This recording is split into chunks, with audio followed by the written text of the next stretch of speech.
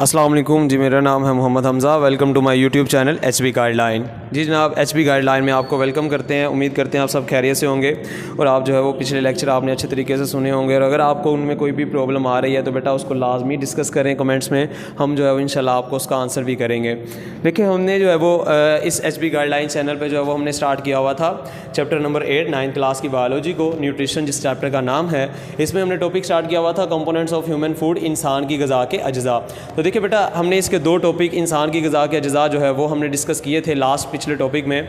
उसमें हमने कार्बोहाइड्रेट्स और प्रोटीन को डिस्कस किया था। इसके दरमियान जो है वो एक टॉपिक हमारा रहता था लिपिड्स। आज हम उसको डिस्कस करेंगे और इसको वाइंड अप करेंगे। तो देखिए, सबसे पहले हम लिपिड्स की कंपोजिशन को अगर पढ़ें कि लिपिड्स बना किस तरह से है, तो देखिए लिपिड्स प्रेजेंट इन फूड, जो खुराक के अंदर लिपिड्स मौजूद होता है, are composed of fatty acids and glycerol. ये तमाम के तमाम लिपिड्स जो हैं वो बने होते हैं फैटी एसिड्स और ग्लिसरॉल्स के। ग्लिसरॉल और फैटी एसिड जब आपस में मिलते हैं तो ये हमारे पास बना देते हैं लिपिड्स।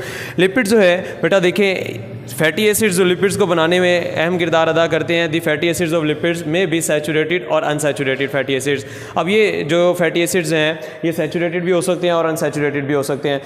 हम इनको डिस्कस करने से पहले अगर मैं यहाँ पे आपके पास एक शॉर्ट क्वेश्चन क्लियर करूँ तो देखिए बेटा, differentiate between saturated and unsaturated fatty acids बड़ा इंपॉर्टेंट शॉर्ट क्वेश्चन है और बोर्ड में भी आ सकता है और पहले भी आ चुका है कि डिफरेंस करें सैचुरेटेड और अनसैचुरेटेड फैटी एसिड्स में। तो देखिए, मैंने कल भी आपको लास्ट लेक्चर में बताया था कि बेटा जब भी आप कोई भी डिफरेंस लिखते हैं तो दरमियान में लाइन लगा के एक तरफ आपने एक की डेफिनेशन, दूसरी तरफ दूसरी की डेफिनेशन लिखनी होती है और इसके साथ जो है वो आपने कम से कम 2 पॉइंट दोनों के लिखने होते हैं ताकि 2 नंबर आपको जो है वो आसानी से मिल जाएं। तो देखिए, सबसे पहले हम बात करते हैं सैचुरेटेड फैटी एसिड्स की। सैचुरेटेड फैटी एसिड्स क्या होते हैं? Saturated fatty acids have all of their carbon atoms bonded to hydrogen atom. मतलब ये कि सैचुरेटेड फैटी एसिड्स ऐसे हैं जिनके अंदर जो है वो कार्बन ने बॉन्ड बनाया होता है जो हाइड्रोजन के साथ। कार्बन की वैलेंसी बेटा होती है 4। मतलब ये है कि कार्बन का एटॉमिक नंबर है 6, इसके 2 इलेक्ट्रॉन अंदर और बाकी 4 बाहर, बाकी 4 इसने जो है वो शेयर करने होते हैं। तो कार्बन जो है वो अगर सिंगल बॉन्ड बनाता है दूसरे कार्बन के साथ तो इसने अपने बॉन्ड पूरे करने के लिए जो है वो 4 बॉन्ड पूरे करने के लिए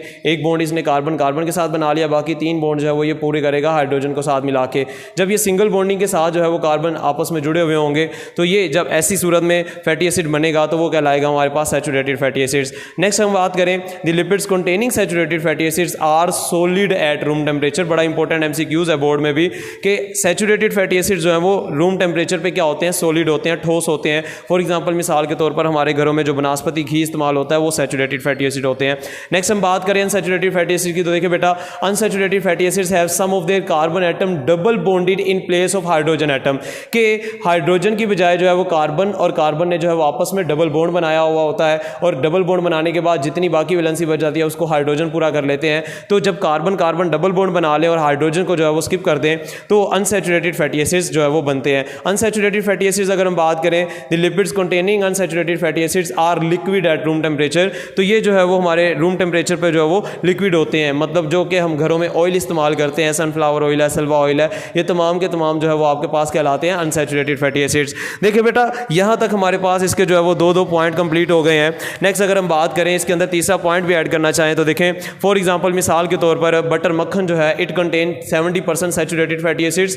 मक्खन जो है वो 70% सैचुरेटेड होता है एंड 30% अनसैचुरेटेड और तकरीबन 30% जो है वो हमारे पास अनसैचुरेटेड होता है। इसका मतलब ये हुआ कि 70% जो है वो इसके अंदर कार्बन और हाइड्रोजन के साथ सिंगल बॉन्डिंग की हुई है और कार्बन ने तमाम की तमाम वैलेंसी जो है वो सेटिस्फाई किया है हाइड्रोजन के साथ। अगर हम 30% अनसैचुरेटेड की बात करें तो इसका मतलब है कार्बन ने आपस में डबल बॉन्ड बना के जो है वो हाइड्रोजन को जो है वो काफ़ी जो है वो स्किप किया हुआ है। नेक्स्ट अगर हम बात करें सनफ्लावर ऑयल मतलब सूरजमुखी का तेल, अगर हम इसकी बात करें it contain 75% unsaturated fatty acids. ये जो है वो 75% अनसैचुरेटेड फैटी एसिड्स होते हैं और ये बोर्ड में MCQs आ भी चुका है कि सनफ्लावर ऑयल जो है वो कितने परसेंट अनसैचुरेटेड होता है? 80, 70, 90, 75%। तो 75% जो है वो इसका करेक्ट आंसर होगा। उसके बाद अगर हम बात करें यूजेस ऑफ लिपिड्स की, लिपिड्स के इस्तेमालात क्या हैं? Lipids are used to form membrane और जितनी भी हमारी सेल्स की मेम्ब्रेन है, सेल मेम्ब्रेन है, प्लाज्मा मेम्ब्रेन है, उनको बनाने के लिए जो है वो लिपिड इस्तेमाल किए जाते हैं। द शीथ सराउंडिंग न्यूरॉन्स, जितने भी न्यूरॉन्स हैं हमारे बॉडी के अंदर, उनके गिर्द जितनी भी शीथ्स बनी हुई हैं उनको बनाने के लिए लिपिड इस्तेमाल होते हैं। एंड हार्मोन्स, और हार्मोन्स वो चीज़ें हैं जो कि हमारी बॉडी के अंदर जो है वो ट्रांसफ़र करती हैं मैसेजेस को और टारगेट मटीरियल को जो है वो टारगेट करती हैं। तो हार्मोन्स बनाने के लिए भी लिपिड्स अहम किरदार अदा करते हैं। उसके बाद देखें एनर्जी, अगर हम एनर्जी की बात करें तो लिपिड्स बेहतरीन एनर्जी का जरिया है। 1 gram of lipids contain 9 kilo calories, मतलब 1 ग्राम अगर हम एनर्जी जो है वो 1 ग्राम अगर हम लिपिड्स यूज़ करते हैं तो उसके अंदर जो है वो हमारे पास जो है वो 9 किलो कैलोरी के लगभग एनर्जी जो है वो हमारी बॉडी को प्रोवाइड की जाती है। सोर्स की अगर बात करें कि किन किन ज़राए से जो वो आप लिपिड्स हासिल कर सकते हैं, तो देखिए बेटा sources of lipids are milk, इसके सोर्सेज जो है वो मिल्क दूध है, बटर है, चीज़ है, मक्खन से, चीज़ से, एग से, मटन से, मतलब मटन मतलब बकरे के गोश्त से, फिश से, और मस्टर्ड सीड्स सरसों के बीज जो हैं, सरसों का तेल जैसा कि हम यूज़ करते हैं उसके अंदर भी लिपिड्स होते हैं, ड्राई फ्रूट्स और जितना भी आप ड्राई फ्रूट यूज़ करते हैं बेटा उसके अंदर भी लिपिड्स होते हैं। तो ये तमाम के तमाम सोर्सेज हैं जिनसे हम जो लिपिड्स हासिल कर सकते हैं। ले बेटा यहाँ तक आपका ये बड़ा इंपॉर्टेंट लॉन्ग क्वेश्चन है, write a note on lipids और explain the types of saturated fatty acids. तो यहाँ तक आपने इसको मुकम्मल याद कर लेना है। अगर इसके अंदर आपको कोई भी प्रॉब्लम है तो आप उसको काइंडली डिस्कस करिएगा कमेंट्स में, इंशाल्लाह उसका आपको आंसर किया जाएगा। होप सो आपको समझ आ गई होगी। इंशाल्लाह नेक्स्ट लेक्चर में मिलते हैं। अभी के लिए अल्लाह हाफिज़।